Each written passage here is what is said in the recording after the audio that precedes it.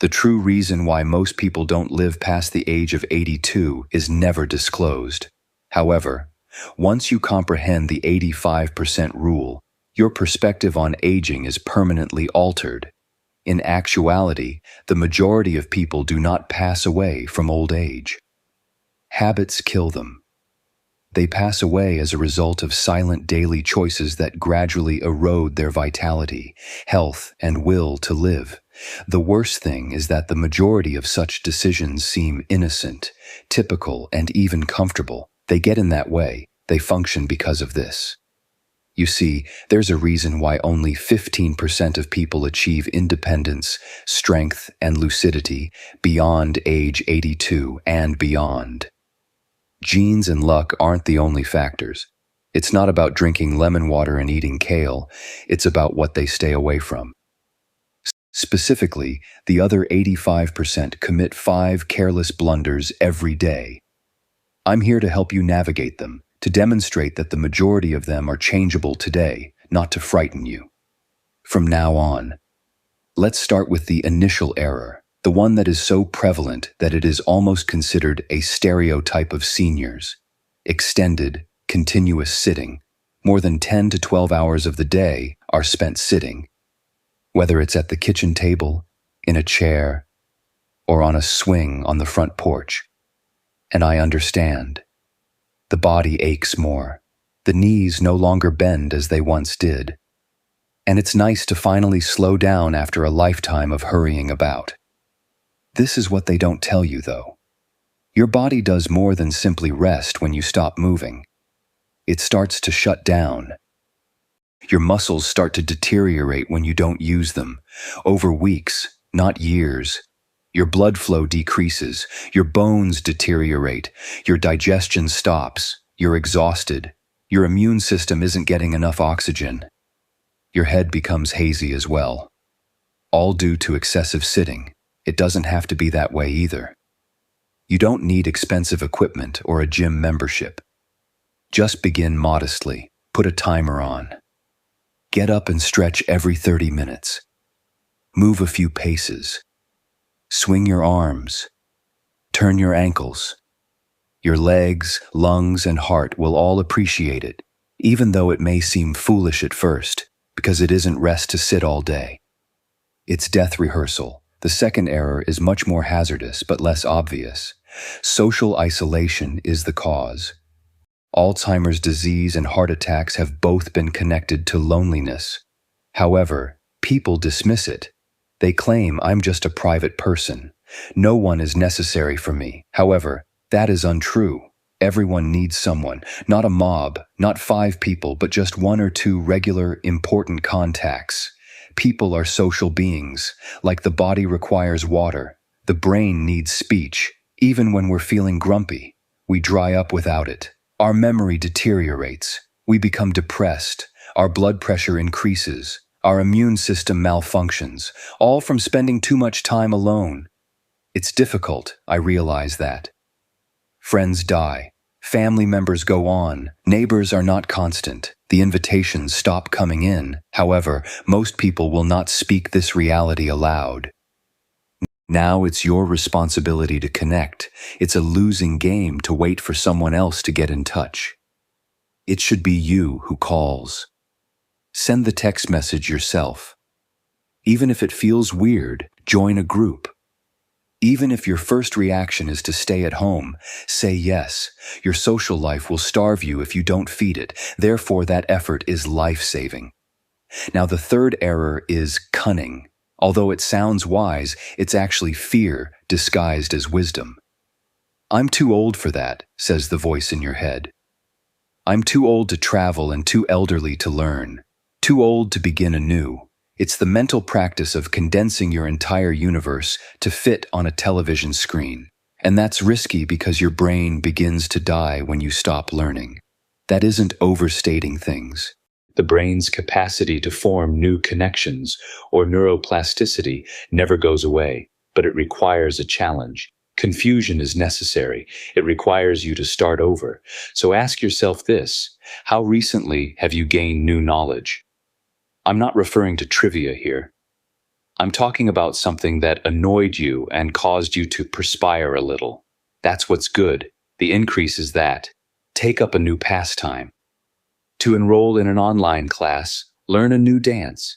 Find out from your grandchild how to operate that bewildering phone. The intellect is stretched even when reading a different genre of book. Youth is curiosity. Age comes rushing in like a torrent the moment you lose it. The fourth mistake may be the most underappreciated of them. Poor sleep. Not merely restless. Interrupted, shallow sleep. Our sleep patterns naturally alter as we get older. However, far too many people view that shift as a permanent punishment. They begin to wear it as a badge of honor and say things like, "I only sleep 4 hours these days." Sleep, however, is a need. It is necessary. It cleanses the brain of pollutants. Hormones are reset. It reduces inflammation. Being fatigued isn't the only effect of poor sleep. Your life is literally shortened by it.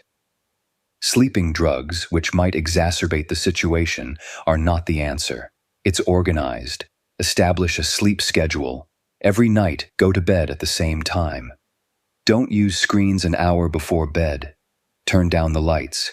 Keep your space dark and chilly. If necessary, use white noise. Steer clear of caffeine after 2 p.m. Consider magnesium. Try doing some light stretches. It is not necessary for you to do everything. Try something, please.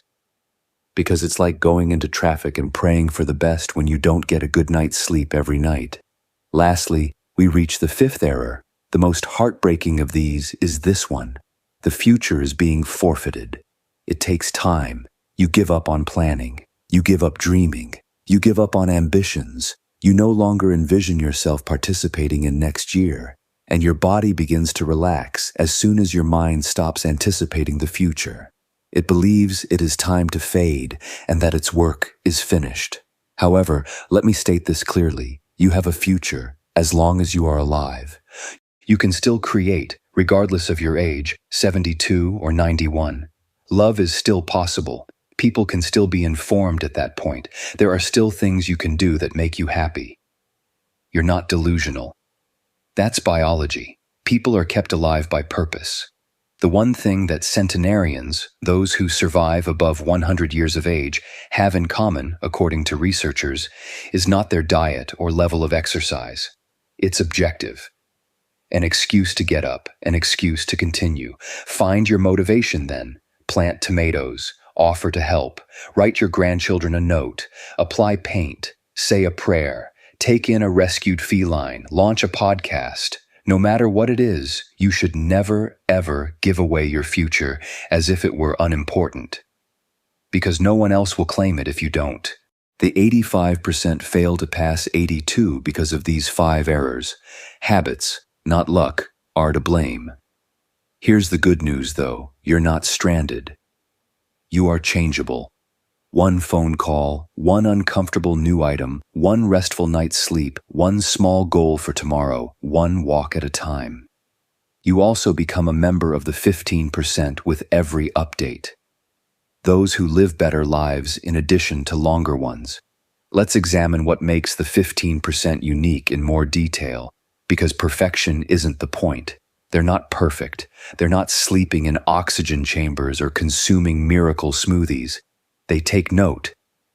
They take note of the minor details that other people overlook. They look for trends. When they swerve, they get back on track.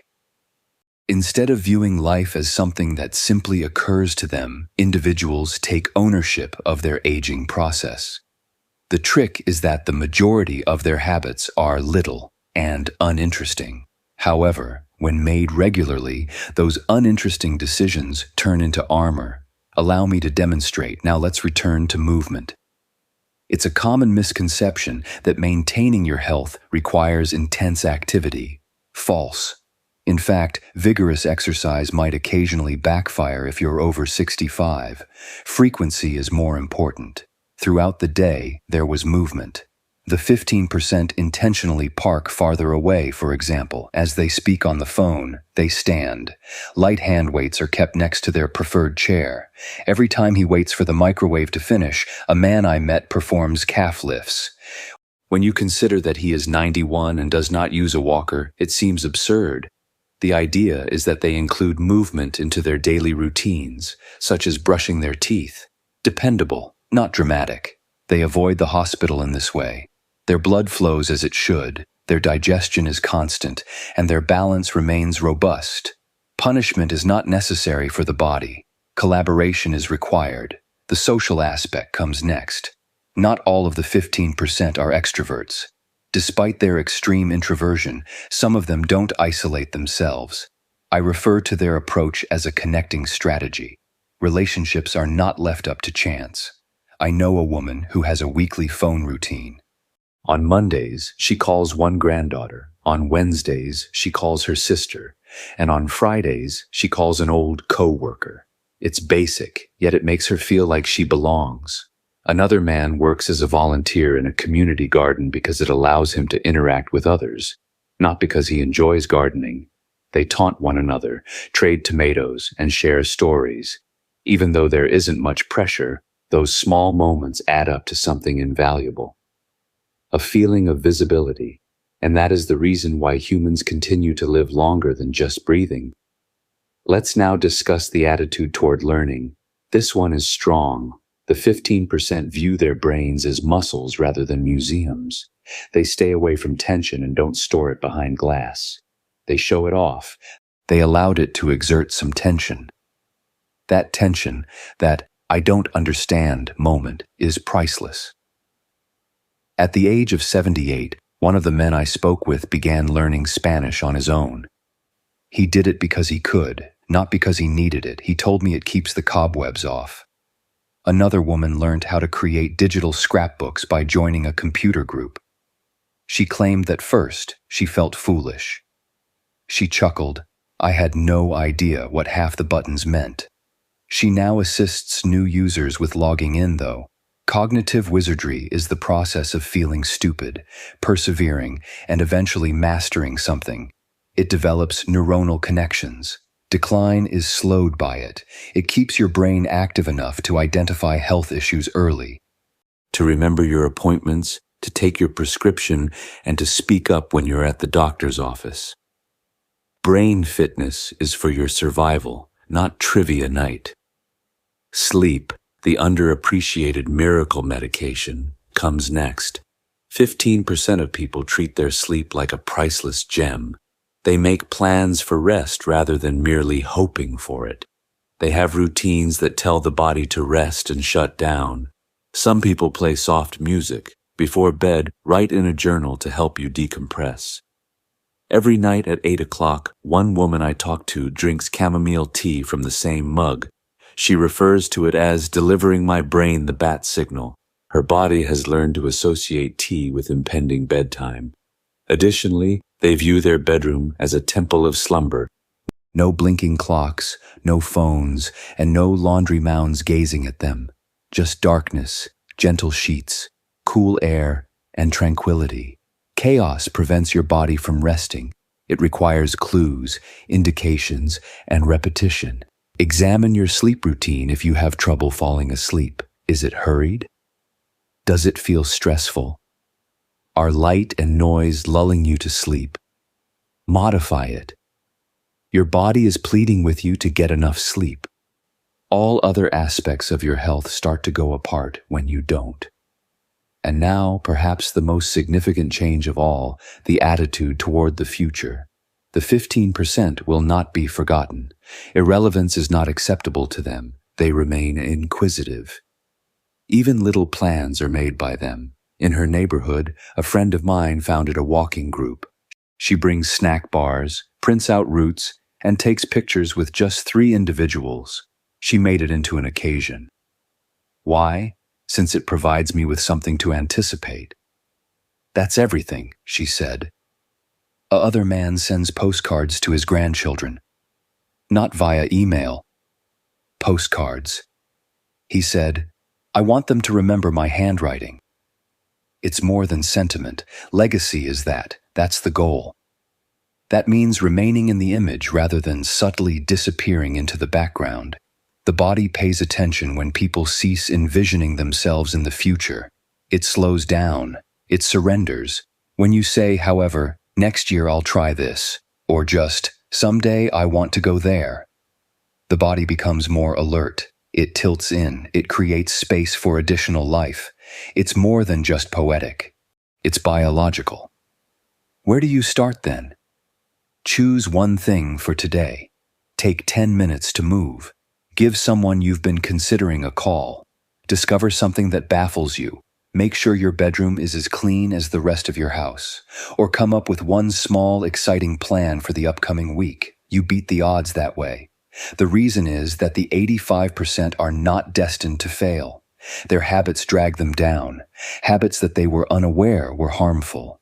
Habits they believed to be innocuous. But now you're more aware. You can see it. You can't unsee it after you've seen it. You don't have to be flawless. You don't have to make all the changes at once. All you have to do is wake up, pay attention, and join the 15% who say, "I'm not done yet." And I have a suspicion that you are one of them if you have seen the entire movie. One of the select few who refuses to settle for mediocrity and who isn't prepared to let time dictate the conclusion of your tale. Do me a favor, please. In the comments, mention your city. You're not alone, so tell me where in the world you're waging the good fight. Gay-haired, achy-jointed, intelligent, and unyielding. We are an army, still very much alive, still laughing, still learning, still kicking. Additionally, click the subscribe button if you haven't already. Every week, I'll be here to remind you of how much life still has to offer.